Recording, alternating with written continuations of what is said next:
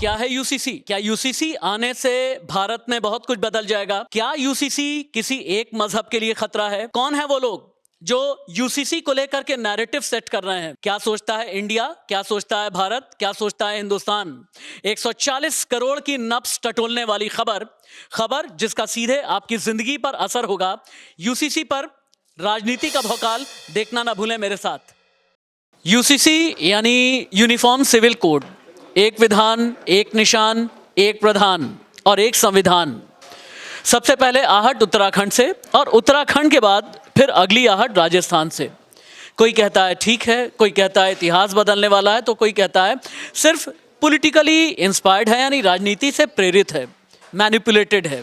इस तरह की बातें की जाती हैं, लेकिन सच क्या है? आज राजनीति के भौकाल के नए एपिसोड में मेरे साथ में आम जनता है, मेरे अपने कोलीग्स हैं, जिनका कुछ लोगों का मानना यह है कि यूनिफॉर्म सिविल कोड का मतलब ये कश्मीर से लेकर के कन्याकुमारी तक के लिए एक ही कानून हो जाएगा।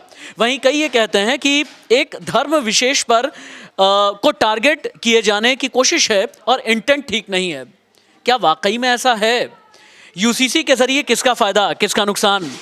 यूसीसी जैसे शब्द पर हाथ रखने से पहले एक ज़माने में क्यों ये समझा जाता था कि आपके हाथ जल जाएंगे, लेकिन अब पहले तो मोदी सरकार ने इंडिकेशंस दिए, सीए एनआरसी के बाद में ये इंडिकेशंस दिए गए, और अब उत्तराखंड में जब बिल पेश हो चुका है, पास भी होगा, फिर राजस्थान से भी आहट आनी शुरू हो गई है। क्या वाकई देश के लिए यूसीसी आज सबसे ज़्यादा ज़रूरी है? मेरे साथ में कई कोलीग्स हैं, एक एक करके इनसे हम बात करेंगे ताकि आप समझें कि राजनीति के भौकाल में यूसीसी के भौकाल का वेटेज क्या है, उसका वजन क्या है। किसी भी शहर में ऊपर से कश्मीर से लेकर कन्याकुमारी तक जो पर्सनल लॉज जिनको कहा जाता है वो एक जैसे होंगे। और इस बार जो बात आपने छेड़ी है, मैं एक बार पहले अपनी जनता को ज़रूर बताना चाहता हूँ कि कितनी अच्छी बात अभी उत्तराखंड के यूसीसी से सामने आई। ये पता चला कि मुस्लिम समाज के अंदर वैसे तो देखिए लीगल मैरिज एज क्या है, लड़कियों के लिए 18 है, लड़कों के लिए 21 है, लेकिन लड़कियों के लिए for Muslims it can be lower, वो टीन एज में शादी कर सकते थे। एक मिनट रुक जाइए, सामिया ऐसा है क्या? नहीं सर, ऐसा बिल्कुल नहीं है। जो मैरिज होती है वो उस पर डिपेंड होती है आपकी मेचोरिटी पे, कि आप 18 के बाद बालिग हो जाते हैं, उसके बाद आपकी शादी हो जाती है, और जो कि सही है कि बालिग होने मतलब आपकी शादी फिर हो सकती है। आकर्ष ये कह रहे हैं कि मुस्लिम्स में जैसे हिंदूज़ में और बाकी रिलीजन में 18 प्लस की शादियां अलाउड हैं, लेकिन मुस्लिम्स में ये अलाउंस भी है कि 18 से कम में भी शादी हो जाए। यानी क्या शरई अदालत, शरिया, हदीस, ये सब ऐसा कुछ कहते हैं क्या? नहीं सर, ये ऐसा कुछ नहीं कहते हैं। शरिया जो कानून है वो इस्लामिक कंट्रीज़ का अलग कानून है, वो हमारे ऊपर डिपेंड करता है कि हम उन्हें मानते हैं या हम नहीं मानते हैं। एक मिनट रुकना सामिया, एक मिनट रुकना। दानिश यहाँ आ जाओ एक बार, दानिश मेरे साथ में। मुझे ऐसा लगता है कि आकर्ष ने जो डेफिनेशन बताई वो डेफिनेशन का एक बहुत छोटा सा हिस्सा है। इसे वाइडर पर्सपेक्टिव में मैं कैसे देख सकता हूँ? यूसीसी जो कानून है वो धर्म, लिंग और लैंगिक की तरफ मतलब इसका झुकाव सबसे मेन रोल इसका ये है। लेकिन ये जो कानून आ रहा है इसमें बहुत सारी पेचीदगियाँ हैं, क्योंकि भारत एक बहुत बहुलतावादी देश है, जहाँ पर हर क्षेत्र हर 10 किलोमीटर के बाद भाषा बदल जाती है, लोगों के रहने सहने का चाल चलन बदल जाते हैं, वेशभूषा बदल जाती है। अब सवाल उठता है कि गोवा में क्या करेंगे आप? पूर्वोत्तर के राज्यों में इतने सारे आदिवासी हैं, उनका क्या किया जाएगा? ईसाइयों के धर्म को लेकर उसके लिए क्या करेंगे आप? दलितों की इतनी बड़ी संख्या, उनके लिए क्या करेंगे? मुसलमानों की इतनी बड़ी संख्या, उनके लिए क्या? और सबसे हद की बात यह है कि हिंदू कम्युनिटी में भी एक बड़ी आबादी इसके खिलाफ आवाज़ हमेशा उठाती रही है। ये 1947 से पहले भी 1947 बाबा भी। एक मिनट आप रुक जाओ, अपनी जगह आप ले सकते हैं। आप यूसीसी के फेवर में हैं या अगेंस्ट में हैं? अगर पूरा देश एक कानून के दायरे में आ जाए तो आप इसके फेवर में हैं या अगेंस्ट है? पहले तो ये बताइए, और क्यों? सर मैं फेवर में हूँ, क्योंकि सर एक नियम अगर भारत के लिए बनता है तो सबके लिए फॉलो होना चाहिए। क्योंकि सर अगर हम नागालैंड, कौन फॉलो नहीं कर रहा है? सर मुस्लिम में कुछ लोग हैं जो फॉलो नहीं करते। एक मिनट रुक जाइए सामिया, क्या मुस्लिम्स हिंदुस्तान का बनाया हुआ कानून फॉलो नहीं करते? सर ऐसा कुछ नहीं है। मुझे याद है बचपन में हम जब इंडिया के बारे में लिखते थे तो हम लिखते थे, सबसे पहले हमारा ये होता था कि इंडिया एक स्वतंत्र देश है जिसमें हर रिलीजन को फॉलो किया जाता है, हर प्रैक्टिस होती है, और हमारे कॉन्स्टिट्यूशन में भी लिखा है कि हम अपने प्रैक्टिस कर सकते हैं जो भी हमारा रिलीजन है। लेकिन ये यूसीसी आने के बाद ये सब अगेंस्ट हो जाएगा, वो स्वतंत्र ही नहीं रहे। एक मिनट रुकिएगा। अगर सर स्वतंत्र देश है तो क्या आप 3 शादी कर सकते हो और अचानक से तलाक भी कर सकते हैं? ऐसा नहीं है, 3 शादी का भी अगर कुछ हमने रखा है तो उसका मतलब है, हर चीज़ का मतलब है, कोई बिना मतलब चीज़ नहीं होती है। 3 शादी का तो एक हाँ हाँ हाँ एक मिनट एक एक करके क्या हाँ शादी का कॉन्सेप्ट इस्लाम में ये है, मैं बता देना चाह रहा हूँ। पहली शादी आप करते हैं, अगर मान लीजिए आपकी बीवी से बेटा या बेटी कुछ भी नहीं होता है, तो आप दूसरी शादी अलाउ तब करेंगे, तब इस्लाम कहता है तब आप शादी कीजिए। तीसरी शादी के लिए नहीं, फायदे के लिए हो गया कि बेटा चाहिए बेटी चाहिए तभी हम आगे आ जाओ एक मिनट एक करके आगे आ जाओ एक मिनट। बेटा बेटी नहीं होगा तो हम चेंज करके फिर शादी करेंगे। अलाउ तो आपका संविधान भी करता है। सबसे ज्यादा 2 शादियां तो हिंदू ने की है। नहीं सर, अधिकतर देखिए रिकॉर्ड उखाड़ के देखिए, ऐसे बहसबाजी करने के आप राज्यसभा का या लोकसभा का रिकॉर्ड पढ़िए, वहां पर सबसे ज्यादा जो उस बात से आपको बोल रहा हूँ सर, मैं बस उस बात से एग्री नहीं कर रहा हूँ कि अगर बच्चा नहीं होता है तो आप दूसरी शादी कर लेंगे सर, इस बात पे मैं बोल रहा हूँ बस। एक रीजन उसके नहीं होते हैं 2 शादी करने के। पूरी बात सुन लो, एक बार पूरी बात सुन लो, लोगों को शादी- अपनी जगह अब आप ले सकते उसके कई रीज़न होते हैं। एक ये हो गया। दूसरे क्या होता था, पहले के वक्त में क्या होता था कि लोग जंगों में जाते थे। अब जो बेवाएं हो जाती थीं उनकी देखभाल के लिए दूसरी शादी का ऑप्शन इस्लाम में इसलिए रखा गया था ताकि उनकी भी परवरिश, उनकी भी देखभाल फाइनेंशियली ये तुम इंटेंट एकदम ठीक कह रहे हो दानिश, आता हूँ फिर से तुम्हारे पास में। लेकिन सामिया, क्या होता है ना कि अच्छे इंटेंट के साथ में कभी किसी एक कालचक्र में कुछ किया जाए, वक्त के एक दायरे में, वक्फा जिसे बोलते हैं कि वक्त के एक दायरे में किया जाए, लेकिन उसे ही एग्जाम्पल बना लेना कि भाई वो ज़रूरत थी, वो वक्त की ज़रूरत थी, किसी ने 2 शादी या 3 शादी कर ली, उसे ही इस्लाम की हदीस बना देना या उसे ही इस्लाम की आइडियोलॉजी बना देना, ये भी तो ठीक नहीं है ना। देखिए, उस टाइम के हिसाब से ये हदीस आई थी, उस टाइम के हिसाब से जो औरतें लाचार थी उनको फाइनेंशियली हेल्प करने के लिए ये चीज़ आई थी। लेकिन हाँ, ये सही है कि इस टाइम पे लोग उसका मिसयूज़ कर रहे हैं, जो गलत है। लेकिन जो इरादा वहाँ पे उस टाइम बनाया गया था वो नहीं था। और बहुत सी ऐसी चीज़ें जहाँ का किया जा रहा है, इसीलिए तो बदलाव किया जा रहा है। गलतियां आपने बहुत किया, अब बदलाव की बारी है। लेकिन जो लोग हैं, जो अब भी लोग तो आपने कहा गलतियां आपने बहुत की, श्रेया यहाँ से एक आवाज़ ये आई कि गलतियां आपने बहुत की, यानी एक धर्म विशेष की तरफ बात करते हुए, तो क्या सिर्फ एक ही धर्म ने गलतियां की? नहीं सर, हमारी तरफ से भी हुई है। जैसे हिंदू धर्म में राजा राम मोहन रॉय ने जब सती प्रथा को हटा दी, क्योंकि हमने अपनी कुरीतियों को देखा। अगर वेरी गुड, यहाँ पर आओ, क्योंकि यहाँ कुरीतियां हटाने की बात है, यहाँ सिर्फ एक धर्म की बात नहीं। यहाँ अपनी बात पूरी करो जी। जैसे हम यूसीसी अब बहुत नॉर्मल भाषा में समझे तो यूसीसी के जो आर्टिकल 44 में इसकी चर्चा की गई है। स्टेट लेवल पर भी आप बना सकते हैं, कॉन्करेंट लिस्ट में है। आप हर स्टेट अपने तरफ से यूसीसी लागू कर सकते हैं। जैसे उत्तराखंड में आप लागू हो चुका है, राजस्थान अपने जिसको हिंदी में बोलते हैं समवर्ती सूची, कॉन्करेंट लिस्ट। हाँ, आप अपने अपने स्टेट में अपने हिसाब से आप यूसीसी लागू कर सकते हैं। इस समय ये ज़रूरत तो है यूसीसी, लेकिन ज़बरदस्ती या थोपना ज़रूरी नहीं है। Yes, very good. एक मिनट बाकी भी बोलेंगे। रीता श्री, आगे आ जाओ। क्या यूसीसी थोपे जाने की कोशिश हो रही है? यहाँ से एक आवाज़ आई कि ज़बरदस्ती, अपनी जगह ले सकती हैं आप। क्या यूसीसी थोपे जाने की कोशिश हो रही है? दीपा, मनीषा आप जाएंगे नहीं, आरुषि आप भी आ जाइए। हाँ, थोपे जाने की कोशिश तो नहीं है सर, क्योंकि हम जो मानते हैं कि हमारा जो देश है वो हम पहले से मानते हैं धर्मनिरपेक्ष देश है। और साथ में हमारा ये रूल्स भी बनता है कि अगर धर्मनिरपेक्ष देश है तो एक ही रूल सबके लिए होना चाहिए ना। हम मुस्लिम लोग अलग करेंगे, क्रिश्चियन लोग अलग करेंगे, हिंदू अलग करेंगे, ये तो नहीं हो सकता। एक मिनट सामिया, ये कहना क्या चाहती हैं ना कि बहुत जगह धर्म की दुकान, अच्छा मेरा भी ऐसा मानना है कि कन्वेंशनल तौर से बहुत जगह धर्म की दुकान चलती है भाई, चाहे वो all India Muslim personal law board हो, फतवा जारी करने वाले जो मुफ्ती होते हैं, कोई भी उलझुल फतवा जारी कर दिया। मैंने अगर मान लीजिए प्रभु श्री राम पे कुछ बोल दिया राशिद ने, तो फतवा जारी कर देते हैं। ये भी तो ठीक नहीं है, ये ऐसी दुकानदारी भी तो बंद होनी चाहिए ना। सर होनी चाहिए, लेकिन जो लोग सही कर रहे हैं उनके साथ तो ये गलत हो जाएगा ना। और एक बात बताइए, अगर यूसीसी आ जाता है, इससे अगर जो गौ तस्करी के नाम पे फेक बना के मर्डर्स हो जाते हैं, धर्म के नाम पे नारे लगाए जाते हैं, वो मर जाते हैं, क्या इससे वो सब बंद हो जाएगा? आकर्ष बताओ। जी बिल्कुल बंद हो जाएगा, सबसे बंद हो जाएगा, यानी जो फर्जी गौ तस्करी वाला केस बना करके जो मॉब लिंचिंग जैसा कुछ होता है वो बंद हो जाएगा। देखिए, इसकी गारंटी नहीं मिलेगी, लेकिन यूनिफॉर्म सिविल कोड लगेगा तो सब में एक समझ आएगी, एक स्थिरता आएगी। वो स्थिरता आएगी, यानी अभी तक समझ नहीं थी आकर्ष में। जी देखिए, मेरे अंदर तो बहुत समझ थी, लेकिन मैं हेट नहीं देना चाहूँगा, बट जिस हिसाब के रूल्स थे वो फॉलो करने चाहिए। एक बार यूनिफॉर्म सिविल कोड से उन्होंने देखा है, उन्होंने सारी गलत चीज़ें बंद करी हैं, कुछ भी सही। जैसे अभी हमने सारी उनकी बात करी, लेकिन उसकी बात कोई नहीं कर रहा है कि जो 15 साल की बच्चों की शादी अब नहीं होगी।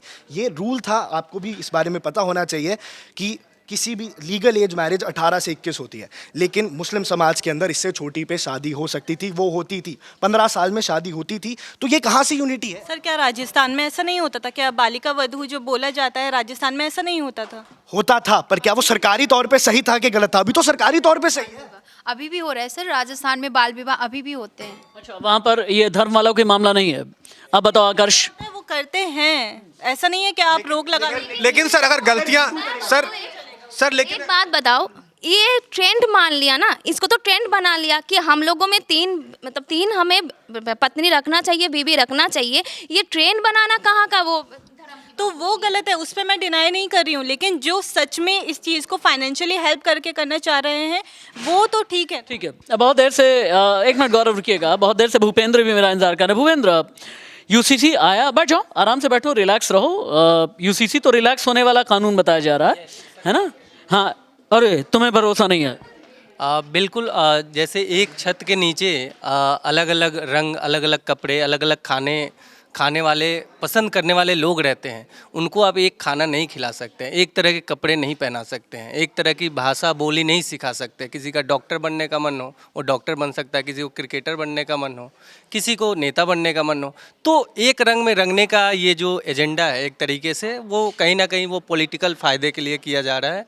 एक तरीके से ये साफ साफ दिख रहा है। क्या ये एक रंग में रंगने का एजेंडा है? सर जैसे कि हमेशा हम लोग ना यूसीसी की जब चर्चा करते हैं तो उसे हिंदू और मुस्लिम के चश्मे से देखते हैं, और ये बेहद गलत है। इसमें आदिवासी को हम लोग इंक्लूड कर ही नहीं रहे, जबकि आदिवासियों का अपना कल्चरल जो डाइवर्सिटी है उनका हर 1 किलोमीटर पे, जैसे यहाँ पे बोली भाषा हर 3 किलोमीटर पे बदलती है, तो वैसे ही आदिवासियों में भी उनका रहन सहन, उनके एक परिवार में शादी करने का भी कॉन्सेप्ट है। जानते हैं, जब इतना अच्छा बोलने वाले लोग होते हैं ना, तो मेरा शो राजनीति का भौकाल इन्हीं के भौकाल से चलता है। लेकिन मेरे शो में एक और बड़ी भौकाली लड़की है, क्रांतिकारी किस्म की है। आज मैंने स्पेशली इनवाइट करके उसे कहा, जिद करके, कि नहीं तुम्हें तो आना ही आना है। और वो कहाँ गई? आरुषि आ जाओ। क्रांतिकारी ये इन्हें देख करके आप दुबला पतला समझेंगे, लेकिन दिल से, जहन से ऐसे रिवोल्यूशनरी थॉट्स हैं। और थॉट्स मतलब ये, आरुषि सच को सच और झूठ को झूठ बोलना जानती है। आरुषि, क्या यूसीसी आना चाहिए या नहीं? यूसीसी आने से क्या भारत बदल जाएगा? क्या जब तक यूसीसी एप्लीकेबल नहीं था तब तक भारत में सब कुछ ठीक नहीं था? सर मुझे लगता है कि यूसीसी आना चाहिए, बिल्कुल सही है, लेकिन कुछ रिलैक्सेशन के साथ आना चाहिए। जैसे कि अगर आप कह रहे हैं कि यूसीसी आने के बाद आप तमाम जितने भी धर्म के लोग, जितने भी शहर के लोग यहाँ पे रहते हैं, उन सबको एक समान अधिकार में आप लाके मिला देंगे, लेकिन ये पॉसिबल ही नहीं है। ये संविधान लाने के बाद भी ये चीज़ पॉसिबल नहीं है सर। मतलब अगर राजस्थान में आप सोचें कि बाल विवाह वहाँ पे नहीं हो गई संविधान लाने के बाद, वो तो उनका चलता आ रहा है सर, सदी से चलता आ रहा है। ये अगर आप उनको बोलेंगे कि आपको नहीं करना है बाल विवाह, ये वहाँ पे प्रदर्शन। एक मिनट रुक जाओ, आप आगे आ सकते हो। हाँ, बहुत देर से दीपांजलि नहीं आई, बहुत देर से। ये भी हमारी क्रांतिकारी लड़की। दीपांजलि बोलो। अब सवाल ये ठीक कर रही है ना, कई जगह खाप पंचायत होती है ना आरुषि, खाप पंचायत होती है, खाप के हिसाब से चलते हैं, परंपराओं के लिहाज से। मैं किसी की बुराई नहीं कर रहा, हम परंपराओं के लिहाज से चलते हैं, वहाँ की मिट्टी के हिसाब से हम चलते हैं, वहाँ की विरासत के हिसाब से चलते हैं, वहाँ के इतिहास के हिसाब से हम चलते हैं। तो फिर उसे आप कैसे बदलेंगे? भाई खाप वाले ये कहेंगे कि हमारे यहाँ तो कम उम्र में शादियाँ भी होती हैं, हमारे यहाँ जब प्रॉपर्टी डिस्प्यूट होते हैं तो हम पंचायत में ही आपस में निपटा लेते हैं, तलाक का जो मामला होता है वो खाप आपस में निपटा लेते हैं। यहाँ सिर्फ एक ही धर्म की बात क्यों है? फिर ऐसी विरासत से या ऐसे कन्वेंशन से आप कैसे छुटकारा पाएंगे? आगे आ जाओ। सर मेरा मानना ये है कि यूसीसी जो आ रहा है वो पर्सनल लॉ था, जो पहले हिंदू या मुस्लिम अलग अलग समुदाय के लिए अपने अपने पर्सनल लॉज होते थे, उनको हटाकर यूसीसी लाया जा रहा है, ना कि पर्टिकुलर कोई धर्म को ऐसे लाकर वहाँ पे खड़ा कर दिया गया कि आप फॉलो करो, आप एक ही तरह से रहो। अभी भूपेंद्र ने एक बात बोली कि 3 किलोमीटर पे भाषा बदलती है, वेशभूषा बदलती है, तो और वो बोल रहे हैं ना कि इस चीज़ के लिए। तो आपको मैं बता दूँ कि इतिहास में डॉक्टर भीमराव अम्बेडकर ने कहा है 44 के ये जो लॉ है इसको थोपा नहीं जा रहा है, इसको पेश किया गया है। इसको मानना ना मानना ये आप पर है, आप अपने आप को सुधार नहीं सकते, तो इसमें मोदी जी या किसी संविधान की गलती, यानी यूसीसी से, एक मिनट रुक जाओ रुचि, यूसीसी से देश सुधर जाएगा, दीपांजलि ये कहना चाहती हैं। अभी देश में बहुत देश बिगड़ा ही नहीं है सर, सुधारना क्या, बिगड़ा ही नहीं है देश। सर देखिए, जब कोई कानून आता है ना तो उसमें कुछ अच्छे पॉइंट्स होते हैं, कुछ गलत पॉइंट्स होते हैं, दोनों चीज़ें होती है। लेकिन अगर हम बात कर रहे हैं यूसीसी को लेकर, तो इतने सारे मुद्दे उठे, हिंदू मुस्लिम ये वो। एक जो सबसे बड़ा मुद्दा है, यूथ हूँ मैं, लिव इन रिलेशनशिप आज के टाइम में बहुत कॉमन है, लेकिन ये बोला जा रहा है कि लिव इन रिलेशनशिप के बाद अगर आपका कोई बेबी होता है तो उसको हम मतलब उसके लिए आपको प्रॉपर वो अधिकार मिलेगा, ऐसा बोला जा रहा है। लेकिन सर पिछले इतने टाइम में जो भी हमने इतने सारे केसेस देखे हैं, श्रद्धा वालकर वगैरह वगैरह बहुत सारे केसेस देखे हैं, उसमें क्या उनको ऐसा नहीं लगता है कि अगर हम इतना कुछ देख चुके हैं पास्ट में तो ऐसे कानून, इस पे तो हमें रोक लगानी चाहिए? नहीं, एक मिनट। रुचि ने बहुत इंपॉर्टेंट पॉइंटर यहाँ पर, रुचि बैठ जाओ, बहुत इंपॉर्टेंट पॉइंटर यहाँ पर रेस किया है कि यूनिफॉर्म सिविल कोड का मतलब ये कि हिंदू मुसलमान जैसी चीज़ें आप लेकर के ना चलें, आप ये समझें कि इसको अलग अलग फैक्शन में कैसे डिवाइड किया गया है, उसको बहुत ज़्यादा समझने की जरूरत। आप बोलो, हाँ बोलो। अभी ये जो अभी लिविंग रिलेशनशिप बोला है ना, इसके लिए अब आपको डॉक्यूमेंट सबमिट करने पड़ेंगे पुलिस के पास, तब आप लिविंग रिलेशनशिप में रह सकते हैं, तब आप बेबी कर सकते हैं। सर क्या ये सही है? अगर हम जिस कल्चर से है या जहाँ हम रहते हैं, पहली बात तो लिव इन रिलेशनशिप को शायद आपके घर में अच्छा नहीं माना जाता होगा, मुझे ये कहना है, ये तो शायद आपके घर में भी अच्छा नहीं माना। सर ऐसा नहीं है मेरे ख्याल से। लेकिन इतने सारे जो हमने केसेस देखे हैं, मेरा कहना ये है कि जो इतने सारे हमने बैक में केसेस देखे हैं कि ये चीज़ मतलब जो चीज़ें हो रही थी, लड़कियों को मार दिया जाता था और बहुत सारी चीज़ें ऐसी हैं। Sir, we are talking about live-in relationships here. Now, we have been seeing many cases कि जहाँ पे लड़की और लड़का सहमति के साथ एक रिश्ते में आते हैं, लेकिन बाद में लड़की रेप केसेस लगा देती है अगर लड़का बाद में चल के उस रिलेशनशिप को पुख्ता ना बनाए. Now you see, if UCC is introduced, is tabled in the Uttarakhand assembly and इसको अगर हम लागू करते हैं तो इससे एक चीज़ की गारंटी मिलती है कि आपके पास सबूत होगा, पुलिस के पास आपके डॉक्यूमेंट्स होंगे कि आपका लिव इन रिलेशनशिप कब जो है डॉक्यूमेंट्स में रजिस्टर हुआ है, और अगर ख़त्म भी हुआ है आपको तब भी डॉक्यूमेंट सबमिट करने पड़ेंगे, तो इससे प्रॉपर रिकॉर्ड रहेगा. और लिव इन रिलेशनशिप में जो बेबी की बात कर रहे हैं, बात यह है कि लिव इन रिलेशनशिप में obviously we know that physical relationships भी एस्टैब्लिश होते हैं, तो in that case if a baby comes out and the girl और both the party they agree to keep the child, so उसमें inheritance की भी बात आ जाती है, क्योंकि बच्चा हो गया. अब ऐसा थोड़ी कि बच्चा होने के बाद एक मिनट रुकिएगा, ये बहुत अच्छा और अग्रेसिव पॉइंटर उठाया दानिश. मेरे ख्याल से बहुत से लोग मेरी बात से सहमत होंगे. आप रहिए, आप जाइए नहीं. क्या नाम है आपका? पॉलमी ने एक इशू ये उठाया है कि भाई यूसीसी आ जाने के बाद क्या होगा. बाकी अभी धर्म वाली बात अलग कर देते हैं. लिव इन रिलेशनशिप में भाई आपके पास में डॉक्यूमेंटेशन होगा कि इस तारीख से आप लिव इन में हैं.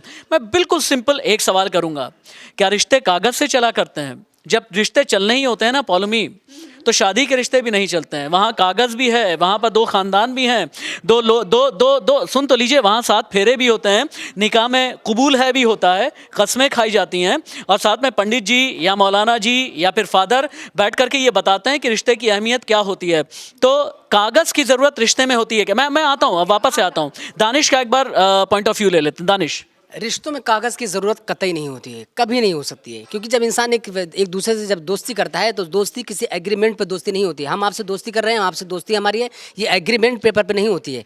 जब तक I think you are giving a very emotional response. आप भूलिएगा मत, अब हम कलयुग में जी रहे हैं. रिश्तों की कलयुग में इमोशंस नहीं होने चाहिए. नहीं, ऐसी बात नहीं है, पर इमोशंस की क्या वाकई में यहाँ पे कदर है? अगर होती तो इतने केसेस नहीं लगते. अगर वाकई में किसी भी रिलेशनशिप में 2 दिलों का मिलाप होता है तो फिर ऐसे मतलब फिर तो ये हो गया रिश्ता सबसे बड़ा तो माँ बाप. एक मिनट, आप पॉलोमी इधर आ जाओ. दानिश तुम भी आ जाओ. पॉलोमी, फिर तो रिश्ता सबसे बड़ा माँ बाप का होता है. फिर तो हमें माँ बाप से भी लिख करके रखना चाहिए कि लिख करके दीजिए, एफिडेविट दीजिए. श्योर, मैरिज आपके माँ बाप के भी डॉक्यूमेंट हुए होंगे. इनफैक्ट अगर आपकी भी शादी हुई है तो आपने भी एक इंस्टीट्यूशन में, गवर्नमेंट इंस्टीट्यूशन में आपने सर्टिफिकेट दिखाया होगा कि भाई ये है मेरी धर्मपत्नी. हाँ, 7 फेरे आपको रिलीजियस और पर्सनल एस्पेक्ट में बता देते हैं. पॉलोमी मेरी एक मिनट. पॉलोमी, मेरे डैडी का नाम, हालांकि वो इस दुनिया में नहीं है, लेट MI हाशमी, और मेरी मम्मी का नाम है राजेश्वरी शुक्ला. ठीक है, और आज तक मैंने उनकी शादी के कोई डॉक्यूमेंट नहीं देखे. और ये बता दूं, एक मिनट, तो पॉलोमी मेरी बात तो सुनो. तुम्हारे हर एक पॉइंट से मैं नहीं, पॉलोमी के पॉइंट बहुत वैलिड हैं, ये भी बता दूं. मैं तुम्हारे अगेंस्ट नहीं हूं, तुम्हारे पॉइंट बहुत वैलिड हैं, तुम बहुत अच्छा बोल रही हो, रियली अप्रिशिएबल. लेकिन बात यह है ना, चूंकि तुमने कहा ना कि मैंने आज तक नहीं देखा कभी कोई डॉक्यूमेंट नहीं देखा। डैडी को गुजरे 10-11 साल हो गए हैं, लेकिन आज भी मम्मी डैडी की तस्वीर देख करके उसको गले से लगा करके कभी रोती हैं, कभी याद करती हैं, कभी कहानियां बता। अब ये मत कहना ये उस जनरेशन की बात है। ऐसी बात नहीं, but sir if you see documentation of any marriage और एनी रिलेशनशिप इज इम्पोर्टेंट, क्योंकि कल को अगर सरकार हस्बैंड वाइफ या किसी कपल के लिए कोई बिल लेके आती है, कोई लॉ लेके आती है, तो आप कैसे फायदा उठाएंगे? आप अगर उस बिल का फायदा उठाने के लिए, उस लॉ का फायदा उठाने के लिए गवर्नमेंट के पास जाएंगे तो आप दिखाएंगे ना कहाँ। चाचा शादी को कितने साल हो गए आपके? हो सकता 30-40 साल हो गए। 30 साल। शादी का पेपर है? नहीं। पेपर आकर्ष कुछ कहना चाहता है पॉलोमी? हाँ। यहाँ मेरे को लगता है हम ना थोड़ा मुद्दे से भटक रहे हैं। जो कह रहे हैं कि ये गलत हुआ, उनके लिए, जो बंदे लिव इन रिलेशनशिप में रहना चाहते हैं, जो लोग लिव इन रिलेशनशिप में रहना चाहते हैं, उनके लिए तो बल्कि ठीक हुआ। पहले उनको समाज की तरफ से बहुत ज़्यादा हेट देने को मिलती थी, सोसाइटी में फ्लैट्स नहीं मिलते थे। जो उनका कहना ये है ना, पॉलोमी का कहना ये है कि एक गारंटी, सेफ्टी सिक्योरिटी की गारंटी मिल जाएगी, पेपर मिल जाएगा कि लिव इन में कोई धोखा दे करके नहीं जा पाएगा। तुम्हारा पॉइंट बहुत वैलिड है, क्योंकि लिव इन रिलेशनशिप में ऐसे केसेस बहुत ज़्यादा आते हैं, दोनों तरफ से ही आते हैं। सामिया, क्या वाकई में यूसीसी आ जाने के बाद लिव इन रिलेशनशिप को और मजबूती मिल जाएगी, वैलिडेशन हो जाएगा, वैलिडिटी हो जाएगी? सर जिसे धोखा देना होता है वो तो दे ही देता है, वो डॉक्यूमेंट्स नहीं देखेगा। दूसरी चीज़, मैं थोड़ी इमोशनल हूँ, मैं ये सोचती हूँ कि माँ बाप के बाद जो सबसे अहम रिश्ता होता है वो हस्बैंड और वाइफ का होता है। तो लिव इन रिलेशनशिप के बाद अक्सर मैंने देखे हैं कि धोखे ही मिलते हैं। तो लिव इन रिलेशनशिप में फिर आप धोखा खा रहे हो किसी के साथ, फिर आप किसी के about धोखा, you know, relationship sometimes doesn't work out. So in that case what you do? Now some people after relationship get over, लोग बहुत emotional हो जाते हैं कि how he can leave me और how she can leave me। अभी मैं उसको बताती हूँ। And we are seeing girls are coming out, पहले consent के साथ रहती हैं लड़के के साथ, लेकिन बाद में रेप केस लगा देती हैं। यानी पॉलोमी का रुचि, एक मिनट आरुषि, पॉलोमी का कहना यह है कि जैसे डिवोर्स में क्या होता है ना भाई, कोर्ट आप चले जाते हैं कि भैया तलाक हो गया, ये लीजिए आपके पेपर, ये लीजिए हमारे पेपर। लिव इन में भी ऐसा ही रहेगा, लो भैया अपना पेपर लो, पेपर लेकर के जाओ, लिव इन खत्म, ये बड़ा ठीक है। हाँ, 3 महीने का टाइम मिलता है। हाँ आरुषि? सर मुझे ऐसा लगता है कि लिव इन रिलेशनशिप को भले ही अगर आप पेपर पे पुख्ता करने की भी कोशिश करेंगे, लेकिन मुझे लगता है कि वो नहीं मुकम्मल हो पाएगा, क्योंकि शादी भी 100% सक्सेसफुल नहीं होती है। उसके बाद फिर इसके बाद लोगों को और लगेगा कि उनको कमिटमेंट देनी पड़ेगी कि अगर बेबी अगर होता है तो उनको कमिटमेंट देनी पड़ेगी कि यार अब तो हमारा डॉक्यूमेंटेड हो गया है, अब इसको हमारा अपना नाम देना पड़ेगा। ये तो और माथा पेची वाला काम हो गया। रीता, एक बार रीता को भी सुन लेते हैं पॉलोमी। मैं एक खुलासा करना चाहती हूँ आज कि ममता दीदी, आपके ज़मीन में बहुत वोकल लोग हैं। यहाँ पॉलोमी, आई गेस आप भी वेस्ट बंगाल से ही हैं। हाँ, आपके ज़मीन में पॉलोमी और रीता श्री बहुत ही वोकल लोग हैं। और ममता दीदी, आप सुनिए, माँ माटी मानुष को सुनिए आप। सर मैं अभी शादीशुदा हूँ, आपको सर पता है, मैं मैरिड हूँ। और मैं मैरिड से पहले अपने हस्बैंड के साथ 1 साल की लिव इन रिलेशनशिप में थी। उसके बाद we all respect you, we all respect your relationship, we all respect your family. आगे बोलिए। सर अभी हमारे शादी हो गई, अभी 4 साल हो भी गया, तो अभी तक तो मुझे नहीं लगता कि धोखा मुझे मिला है या मैंने उनको धोखा दिया है। तो ये जो बात है ये गलत है कि धोखा मिलेगा। Talking on probability, we are talking on probability, whether a relationship works out और not, it depends upon 2 individuals living in a partnership. और ये यूसीसी में अगर ये आता है, ये प्रोविजन है लिव इन रिलेशनशिप्स के बारे में, तो सर ये just gives a gap. Shreya कुछ कहना चाहती हैं? मैं इनसे पूछना ये चाहती हूँ कि अगर आपको किसी को बॉयफ्रेंड बनाना है या अगर आपको उसके साथ रहना है, तो आप जाके पहले सरकार को या फिर उस जाके उनको बताएंगे कि मुझे इनके साथ रहना है, दीजिए प्लीज़। ये मेरे ख्याल से ये श्रेया ने एक ऐसी बात की है कि मेरा ये वीडियो देखने के बाद हर एक माँ बाप ये कहेंगे और सवाल यही पैदा होता है, क्यों भूपेंद्र, मतलब लिव इन में, अच्छा एक मिनट, लिव इन, हाँ, boyfriend, we are talking about being in a live in relationship, means living under the same roof, के साथ ही तो रहेंगी। You are seeing the cases, you are seeing the cases। बस आप जवाब दीजिए जो मैंने सवाल किया। मैं आपसे ये जानना चाह रही हूँ कि ये प्राइवेसी का मामला है, आप चाहेंगी कि आपकी जो प्राइवेसी है, मैं इसके साथ बॉयफ्रेंड, मैं इसके साथ relationship documented doesn't raise a question on privacy, even a marriage.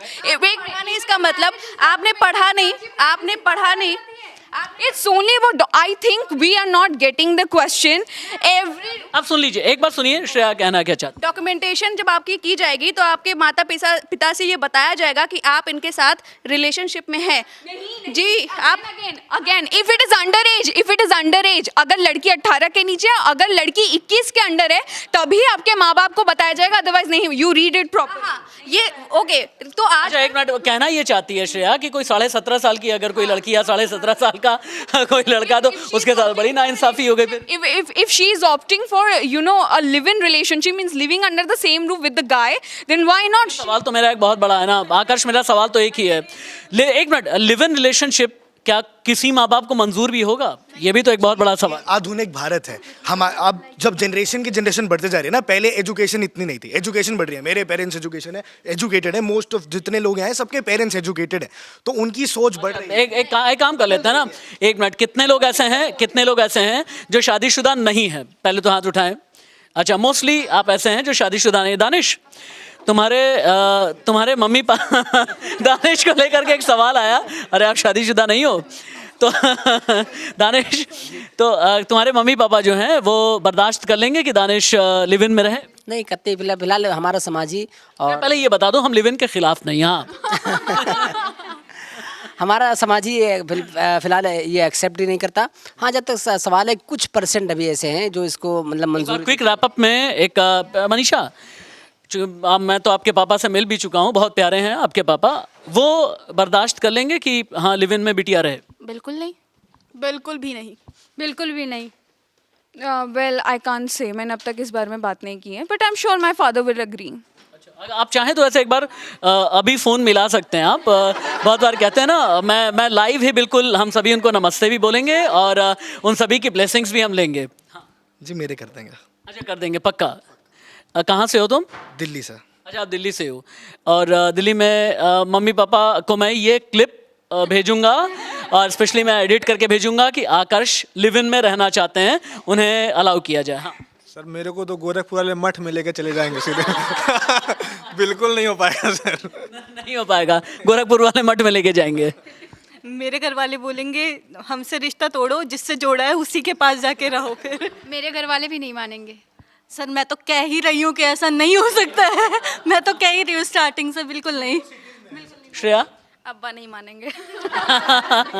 नहीं मानेंगे तो समझाया जाएगा। नहीं मानेंगे तो समझाया जाएगा। Coming back to the main topic, फिर से हम एक बार आते हैं वहाँ पर। पॉलोमी, हम बाकी, चूँकि एक बहुत अच्छा पॉइंट तुमने रेस किया है, मैं अगला 5 मिनट आप लोगों का और भी चाहूँगा। क्या भूपेंद्र, तुमसे शुरू कर लेते हैं, क्या यूसीसी एक समुदाय के खिलाफ है? मैं और भी ज़्यादा कैटेगोरिक होकर के बता देता हूँ, क्या यूसीसी मुसलमानों के खिलाफ है? नहीं, सिर्फ मुसलमानों के खिलाफ नहीं है, ये आदिवासियों के खिलाफ है और हिंदू धर्म को जो मानने वाले अलग अलग समुदाय हैं उनके भी खिलाफ है। क्योंकि एक तरीके से आप साउथ इंडिया में जाएंगे तो एक परिवार में, एक रिश्तेदार में शादी होती है, जो इस कानून के तहत बैन किया जा रहा है। तुम एक बहुत पढ़ी लिखी, well educated, well cultured Muslim family से आती हो सामिया, क्या तुम्हारी भी फैमिली को या तुम्हें लगता है कि यूसीसी मुस्लिम्स के खिलाफ है? सर मेरी फैमिली को लगता है यूसीसी मुस्लिम के खिलाफ है।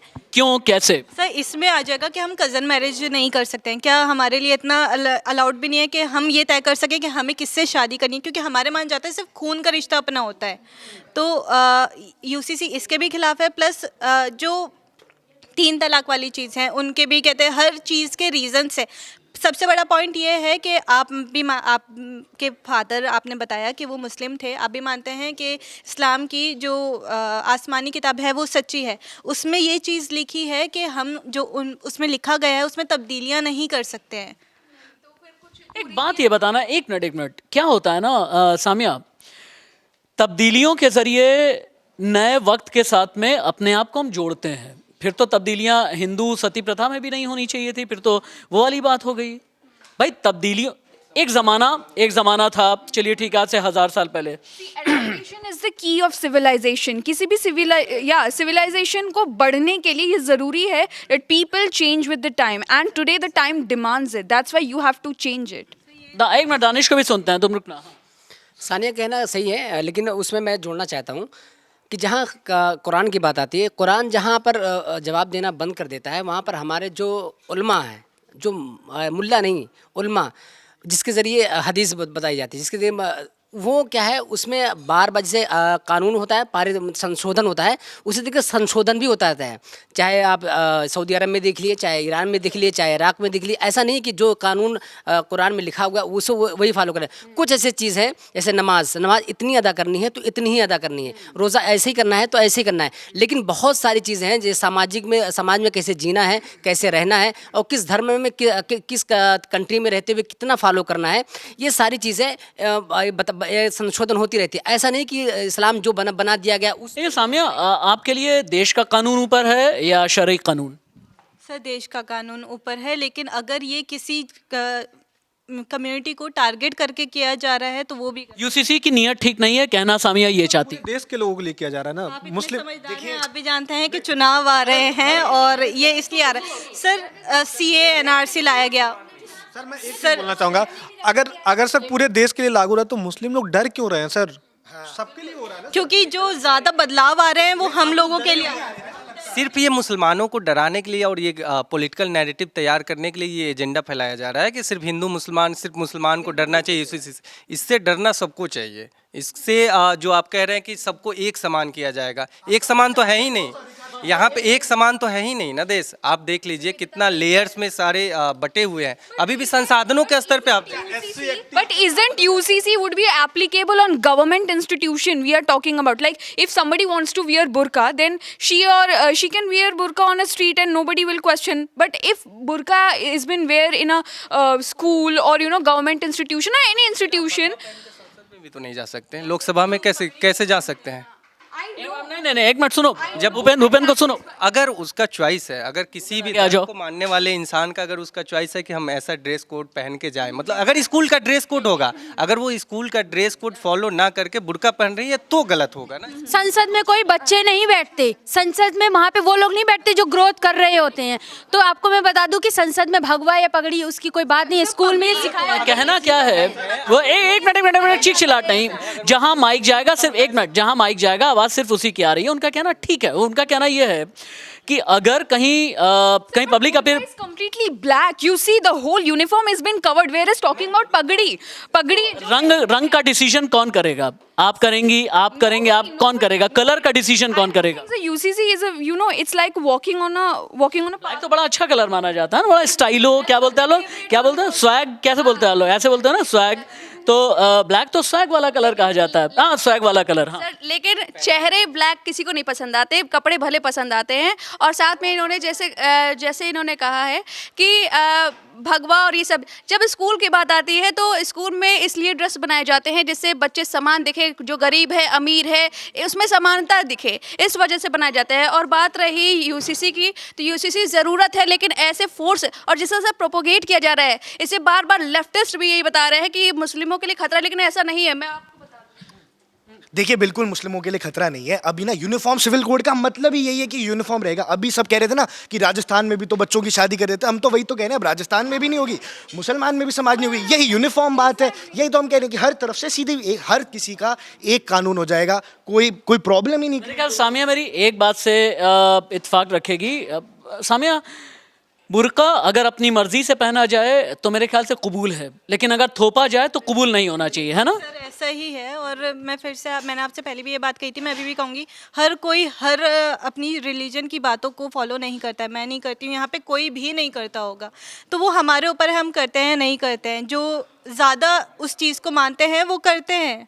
तो यही है कि बुर्का जिन्हें पहनना है वो पहन सकती हैं, लेकिन हाँ मैं एक बात नहीं समझ पाया ऋषि, 10 साल से ये नैरेटिव बन रहा है ना कि भाई मुसलमानों के खिलाफ मॉब लिंचिंग, मुसलमानों के खिलाफ सीए, मुसलमानों के खिलाफ एनआरसी, ब्ला ब्ला ब्ला, मतलब एक लंबी लिस्ट, एक लंबी फहरिस्त। लेकिन मैं राशिद हाशमी, मैं एकदम सेफ हूँ, सिक्योर हूँ, मेरी फैमिली पूरी सिक्योर है। मैं हिंदुस्तान में अपने आप को महफूज महसूस करता हूँ। इस तरह की वीडियोस करता हूँ जिसमें जितने भी अग्रेसिव वोकल कंटेंट होते हैं वो रहते ही रहते हैं। मैं तो अनसेफ नहीं हूँ, फिर अनसेफ है कौन? सर, अनसेफ मुझे लगता है ना हिंदू है ना मुस्लिम है। जो गलत कर रहा है वो अनसेफ है, जो सही कर रहा है वो सेफ है। और एक प्रोपोगंडा फैलाया जा रहा है कि जो भी कानून आ रहा है मुस्लिमों के खिलाफ आ रहा है, लेकिन अगर उसको बारीकी से देखा जाए, अगर आप उसको रीड करेंगे तो कुछ भी मुस्लिमों के खिलाफ नहीं है, सब सामान्य है। दानिश, आगे आ जाओ। कोई भी कानून लाया जा रहा है उससे पहले जो जिस तरीके से ढिढोरा पीटा जाता है और जिस तरीके से एक मुस्लिम कम्युनिटी का बार बार नाम लिया जाता है, आप आदिवासी का नाम क्यों नहीं लेते, आप दलित का नाम क्यों नहीं लेते, आप सिर्फ मुस्लिम का नाम लेते, किस लिए लेते? इसलिए क्योंकि आपको वोट बैंक बढ़ाने की चिंता है, ना कि यूसीसी लाने की चिंता है। तो ये सबसे बड़ा मसला होता है कि आप एक कम्युनिटी को जिस तरीके से टारगेट करते हैं, क्या ये देश के लिए सही है? ये बहुत सारे ऐसे सवाल हैं कि क्या ये इस तरीके की राजनीति या देश के किसी एक कम्युनिटी को टारगेट किया जा रहा है? दानिश कह रहे हैं। सर बिल्कुल किया जा रहा है, क्योंकि यूसीसी पे पहले ही रख दिया कि आदिवासियों को इसमें इंक्लूड नहीं किया जाएगा, तो जो मेजॉरिटी में रही वो हम लोग बचे, तो हमें टारगेट किया जा रहा है। दूसरी चीज़ ये है कि आरुषि की बात पे रिप्लाई देना चाहूँगी मैं कि उन्होंने बोला था कि जो गलत कर रहा है सिर्फ वो अनसेफ है, जो फेक न्यूज़ फैलती है मोब लिंचिंग के ऊपर और गाँव उसके ऊपर, तो क्या कहते हैं वो सब सही कर रहे हैं, मतलब उनके ऊपर फेक वो नहीं होता है क्या? कौन सी फेक न्यूज़ की बात कर रही हैं आप? काफ़ी फेक न्यूज़ होती है, काफ़ी कहते हैं किसी को टारगेट करके बोल दिया जाता है कि इसने ये किया है और उसके ऐसी कोई फेक न्यूज़ नहीं है, ऐसी कोई फेक न्यूज़ नहीं है। ऐसी साधुस के ऊपर भी हुआ था, साधुओं के साथ भी मॉब लिंचिंग हो रही है, साधुओं के साथ भी मॉब लिंचिंग हो रही है। पालगढ़ के साधुस के साथ भी मॉब लिंचिंग। उन दानिश सर ने कहा था कि कहते हैं एक कम्युनिटी पे, आप ये बताइए जब से ये यूसीसी वाला आया है सबके दिमाग में सिर्फ 3 पॉइंट्स हैं जो इस पे जानते हैं, कज़न मैरिज और आपकी प्रॉपर्टी वाला और 3 शादियां और तलाक वाला, सिर्फ ये सारे जो लिव इन वाला भी जानते हैं। मेन पॉइंट जो है लिविंग रिलेशन। एक मिनट रुक जाओ, श्रेया कुछ कहना चाहती हो? सर मैं यही कहना चाहती हूँ, जो मैंने शुरुआत में कहा था कि सबके दिमाग में ये फिट कर दिया गया है कि ये मुस्लिम्स और हिंदू की बात है, जबकि ये बात जब ये यूसीसी आएगा तो मंदिरों में कौन प्रवेश करेगा, किस मंदिर में महिला जा सकती है, किस गुरुद्वारे में क्या कुछ होगा, ये सब सरकार के हाथ में होगा। और हमेशा प्रोपोगेट और लेफ्टिस्ट के साथ में भी यही प्रॉब्लम है, वो बार बार ये भर रही है माइनॉरिटी के दिमाग में कि आपको खतरा है, क्योंकि वो आना चाहती है, क्योंकि वो इनके मतलब बनाना चाहती है कि हम आपके साथ हैं, जबकि वो भी फ़ायदा उठाना चाह रही है, उनके दिमाग में गलत नैरेटिव फैला रही है कि भाई साहब आप खतरे में हैं, जबकि यूसीसी हर किसी के लिए है और इसको ना एक फेज़ में लाना चाहिए और एक्सेप्टेंस के साथ। जैसे ट्राइबल्स है, ट्राइबल्स की बात करें तो वहाँ पर 4-5 भाइयों की एक ही पत्नी होती है, तो इस तरह से आपको फेज़ वाइज कौन एक्सेप्ट करेगा कौन नहीं एक्सेप्ट करेगा, और इसे ज़बरदस्ती और बहुत जल्दीबाजी में नहीं ला सकते आप। इन्होंने कहा यूसीसी हर किसी के लिए, 3 तलाक वाली चीज़ जो होती है वो हमारे अंदर होती है, इनके लिए कैसे हुई? 3 शादियाँ वाली जो चीज़ होती है वो ठीक है, एक बात मैं एंड में बहुत क्लैरिटी के साथ मैं कहना चाहूँगा। एक तो थैंक यू सो मच, आप सभी मेरे साथ में रहे। एक बात क्लैरिटी के साथ में मैं कह देना चाहूँगा कि यूसीसी का मतलब ये नहीं। हाँ दानिश बहुत जल्दी। लिव इन रिलेशन की जहाँ तक बात है, इस्लाम में भी 2 तरीके से होते, एक निकाह एक मुता आज भी ईरान में एक कल्चर है, इराक में भी कल्चर है, तो तुर्की में कुछ जहाँ ऐसा है।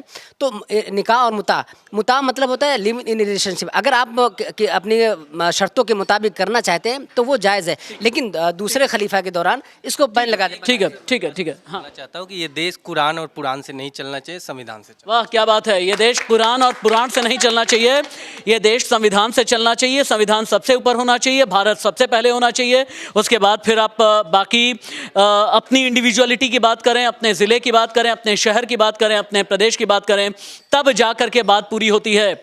और यूसीसी का मतलब ये बिल्कुल भी नहीं कि ये नैरेटिव सेट किया जाए कि कोई एक खतरे में कोई नहीं है। हाँ इतना ज़रूर है कि नीयत को लेकर के सवाल उठते हैं अपने आप में, कई एक फैक्शन में जायज़ होते हैं, एक फैक्शन उसे एक्सेप्ट करता है, लेकिन मेरा इरादा सिर्फ ये है कि आप जानें भारत यूसीसी को लेकर के क्या सोचता है। राजनीति के भौकाल में आज के एपिसोड में इतना ही, मुझे इजाज़त दीजिए, नमस्ते।